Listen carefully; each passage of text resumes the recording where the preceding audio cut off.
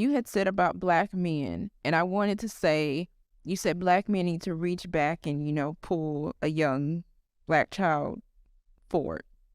Black woman, you have the ability to put black men into black children's lives. Absolutely. Like almost single-handedly. We have power. We possess power. And I'm not talking about no witchcraft stuff, okay? Not that. Mm-mm. I feel like we did use it here for the wrong reasons. We want to be seen. Sit down. We don't need to be seen. We need to help our children. We need to put them. If you are a single mom, which I know I'm not, so maybe you feel like I don't have room to talk, but once upon a time I almost was. So hey, you need to find, if the baby daddy don't want nothing to do, you need to find a black man. And it really ain't gotta be no black man, but it would be preferably, if your child is black, a man, period, in your child's life. Family man. Don't block that blessing and saying, well, I couldn't. There are programs. All you have to do is just use your discernment with these men. Okay? Just don't put your child anywhere. Use discernment. But you possess the power to make sure that your child has everything that they need from the opposite sex if they don't have it. If they don't have it, you make sure they have it. If there's a problem going on at school, black woman, get your behind up and go to that school and snatch your child up and believe the teacher and snatch your child up and be like, hey, we ain't doing that. Stop sticking with your child, right or wrong. We ain't doing that. But if you not telling your child when they're wrong will have them growing up in a terrible place. They're gonna end up in somebody's prison or in somebody's grave. Snatch them up and be like, we ain't doing that. We ain't doing that, okay? And hold them accountable. We have to hold our children accountable in school, in sports. But y'all hold them accountable in sports because you think that they can make it to the league and be this person. Why not say, hey, you could be a doctor. Hey, you could be keep that an engineer on academics. As you do it. Man, you could be an engineer. You could be an architect. You could be a teacher. We need more black men in the classroom. Absolutely. We need more black principals because I don't know what's happening. This is my opinion. I don't know what's happening in Sci-Fair, but there's a whole lot of white women that are being principal. Yes, they are. And no. We need some men. We need some men.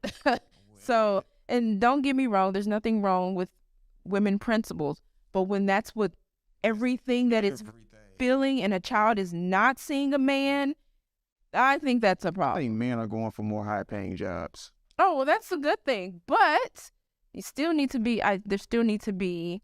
I mean, and that's how it was back in the day. Like there was women who were doing the teaching and everything. But if that child got it in her hand, that daddy would come up there and snatch you up. Yeah. So we have to. I think we've said this before. We have to work together. Absolutely. We have to get out of our own way. We have to stop thinking that people want to cause us harm. I think we cause the biggest harm to ourselves. Yes.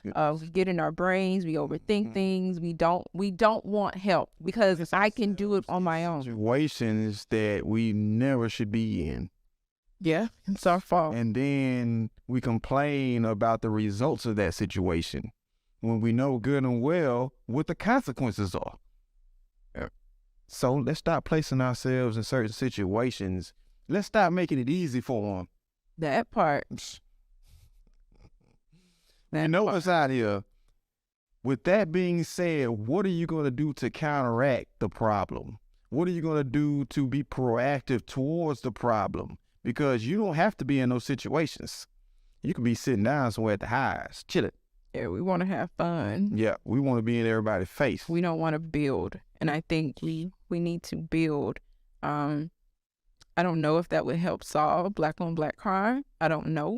I don't know. But we've seen that there were black communities that were built and they were run, and there were doctors, and there were teachers, and there were lawyers, and there were engineers, and they built their own. And we know they was burnt down by white people. We know all of that. But even still, why do we stop? Why did we stop? Why did we let that stop us?